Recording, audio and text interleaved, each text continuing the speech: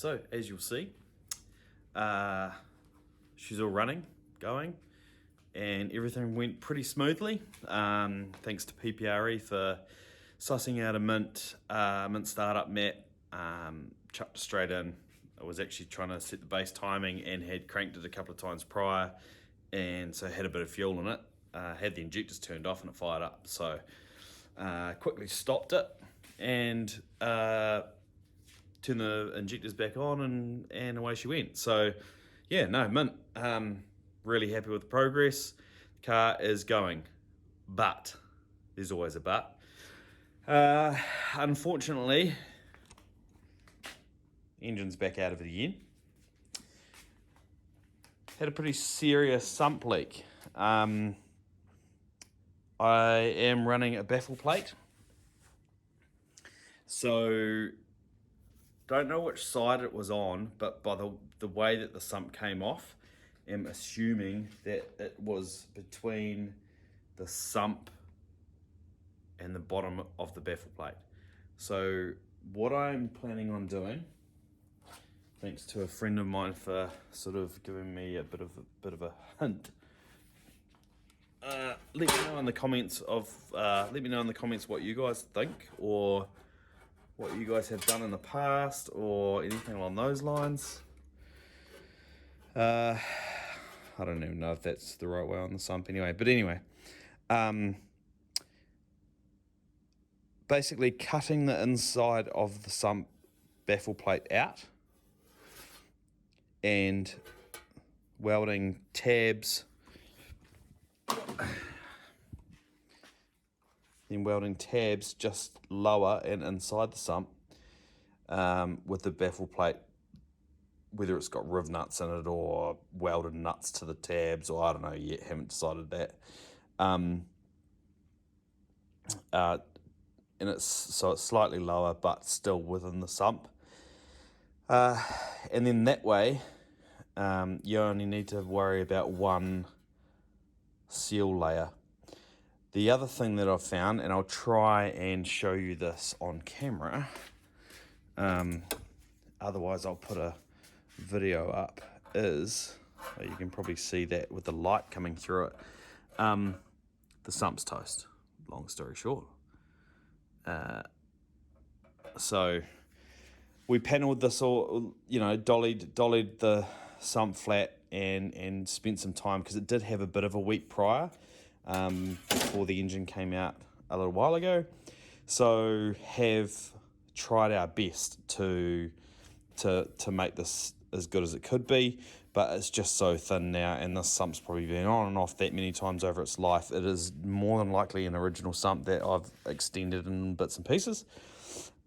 So just planning on basically either going to cut the ring off and put a 3mm, 5mm mild steel ring on it, or it right off basically and build a new sump.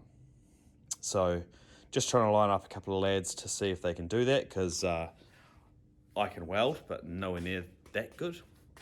And yeah, then we can get it back in the car. But to have it running and stuff like that, everything else was really good.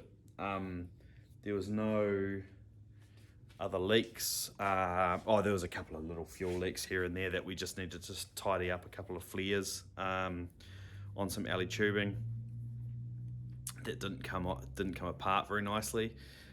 So that's all good. But apart from that, it was pretty good, to be fair. So we were aiming for the 18th of February to be back on track at Hampton Downs.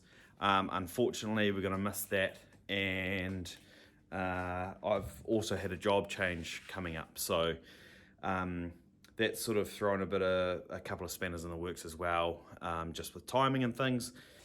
So here we are again, no engine, etc. But hopefully I can get the sump sorted pretty quickly, and and we can get it back sealed up back in there. If not, and it's going to be a shit fight and it's going to take a long time, then I'm more than likely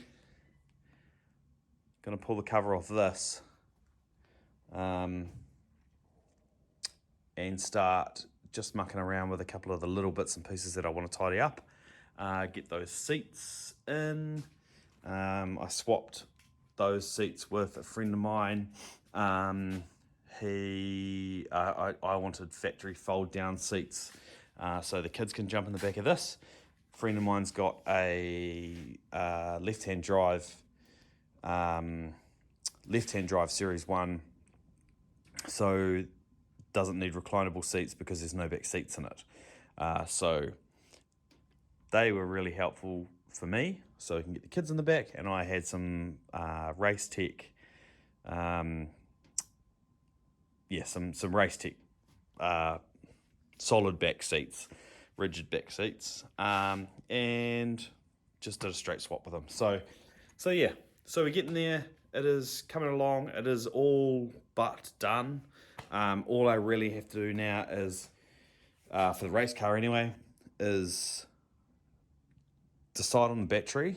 I am planning on going to a Vertex, I think they are, 400 cold cranking amp dry cell battery.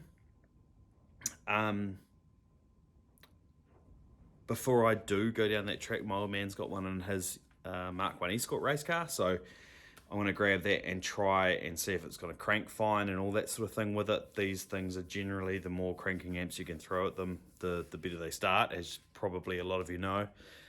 So I'm going to do that. And then I'll decide where I'm going to mount it, but more than likely just down here on the floor, in here or in here, and flat, and then just make a nice cradle for it and bits and pieces in there. So that's one thing. And then just make the battery cables, but it's all ready to go there or thereabouts anyway. And the other thing is the airbox, which we started talking about with a friend of mine that's hopefully going to be doing the sump. Pretty hard to explain now because there's a big hole, but we have a plan. There or thereabouts, a plan-ish. It's going to more than likely include the, ignore this, I've just zip tied that filter on top just to have a filter on it for the initial startup and all that sort of thing. It's going to probably utilise these trumpets and this bolt-on plate and all that sort of thing, which we made for the last airbox, but then just make a new one off the top of that, nice and tidy and running down towards this way, down to the front of the engine. And sort of, I did used to have, when I had the IDA on it, a really cool sort of big opening down here and up through this gap, up to the IDA. So going to sort of use that mentality for the new one. But yeah, quick update from me. Thanks for coming back. Thanks for watching. Sorry for the delays. I wasn't planning on having the engine back out of it. I was hopefully going to be having much more running time for you, but I'll chuck in a couple of little clips now of it running, and got the dash working and all that sort of thing, which is really cool. So yeah, really chuffed. Apart from the sump, unfortunately, typically the sump can only come off by about 5 mil with the engine out.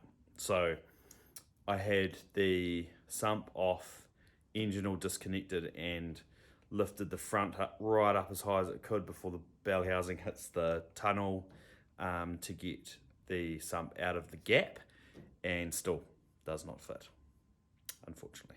So pain in the ass, but you know, it is what it is.